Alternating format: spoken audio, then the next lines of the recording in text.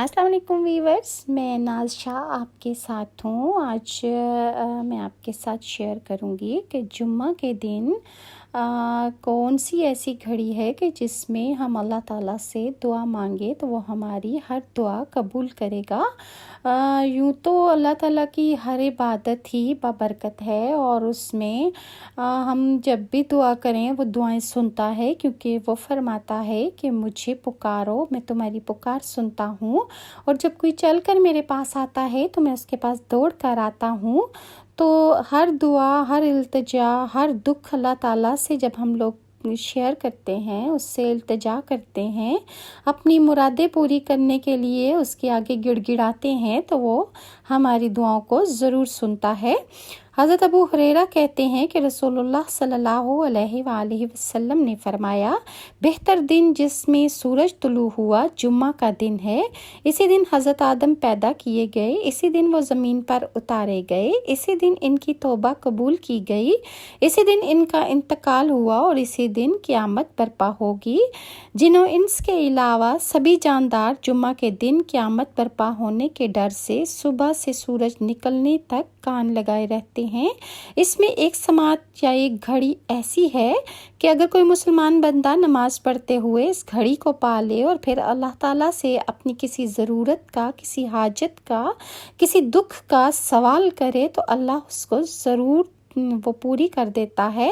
काबुल अखबार में कहा कि ये घड़ी हर साल में किसी एक दिन होती है, तो मैंने कहा नहीं, बल्कि हर जुम्मा में होती है। फिर काब ने तौरात पढ़ी और कहा, नबी अकरम सल्लल्लाहु अलैहि वसल्लम ने सच फरमाया। अबू हुरैरा कहते हैं कि फिर मैं अब्दुल्ला बिन सलाम से मिला और काब के साथ अपनी इस मजलिस के मुतालिक उन्हें बताया, तो आपने कहा कि वो कौन सी सात है, मुझे मालूम है। मैंने उनसे कहा इसे मुझे भी बताइए, तो अब्दुल्ला बिन सलाम ने कहा कि वो जुम्मा के दिन की आखिरी सात, आखिरी घड़ी है। मैंने अर्ज़ किया कि वो जुम्मा के दिन की आखिरी सात कैसे हो सकती है, जबकि रसूलुल्लाह सल्लल्लाहु अलैहि वसल्लम का इरशाद है कि कोई मुसलमान बंदा उस वक्त तक को इस हाल में पाएगा कि वह नमाज पढ़ रहा हो और इस वक्त में नमाज तो नहीं पढ़ी जाती है। तो इस पर अब्दुल्ला बिन सलाम ने कहा कि रसूलुल्लाह सल्लल्लाहु अलैहि वसल्लम ने फरमाया कि जो शख्स नमाज के इंतज़ार में बैठा रहे वो नमाज ही की हालत में होता है जब तक कि वो नमाज अदा न कर ले। अबू हुरैरा कहते हैं, मैंने कहा क्यों नहीं, रसूलुल्लाह सल्लल्लाहु अलैहि वसल्लम ने जो फरमाया वही सच है। शब कदर की तरह इस घड़ी को पोशीदा रखने में ये मसलहत है कि आदमी इस घड़ी की तलाश में जुम्मा के खुतबा से लेकर शाम तक इबादत और दुआ में मशगूल रहे। और खुतबे के दौरान कबूलियत की घड़ी होने का मतलब ये नहीं है कि मुक्तदी दुआ में इतना मशगूल हो जाए कि खुतबा सुनने से बिल्कुल तवज्जो हटा दे, बल्कि खुतबा भी सुने और इमाम की दुआ पर आमीन भी कहे। अपनी नमाज में सजदे और तशहुद में सलाम से पहले भी दुआ करे।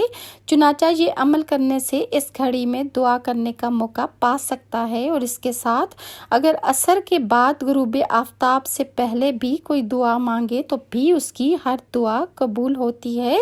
और सबसे आखिरी घड़ी यानी नमाज से जुम्मा जो है वो मुकम्मल होने से पहले अगर इंसान दुआ करता है अपनी हाजात की तकमील के लिए, अपने दुखों को दूर करने के लिए, आजमाइशों को अपनी ख़त्म करने के लिए अपने अल्लाह से इल्तिजा करता है, तो अल्लाह ताला उसकी ज़रूर सुनता है और उसकी जुम्मा की आखिरी घड़ी में लाजमी ये दुआ कबूल होती है। अल्लाह ताला हमें हर हफ्ते एक जुम्मे की नेमत अता फरमाता है। यूँ तो सारे दिन ही उसकी बरकतों और रहमतों वाले हैं, लेकिन जुम्मे का ख़ास दिन के लिए हुज़ूर सल्लल्लाहु अलैहि वसल्लम ने जब इरशाद फरमा दिया तो ये बात झूठ हो ही नहीं सकती। सो हमें चाहिए कि नमाज जुम्मा अदा करने के फ़ौरन बाद अपने सारे दुख, अपनी आजमाइशें, अपनी तकलीफ़ें अपने अल्लाह को कह सुनाएं और उससे मुरादें मांगें, ताकि वो हमारी आजमाइशों को, हमारी तकलीफ़ों को, हमारी मुरादों को पूरा कर दे। اور اللہ کا شکر ہے کہ اس نے ہمیں مسلم گھرانوں میں پیدا کیا.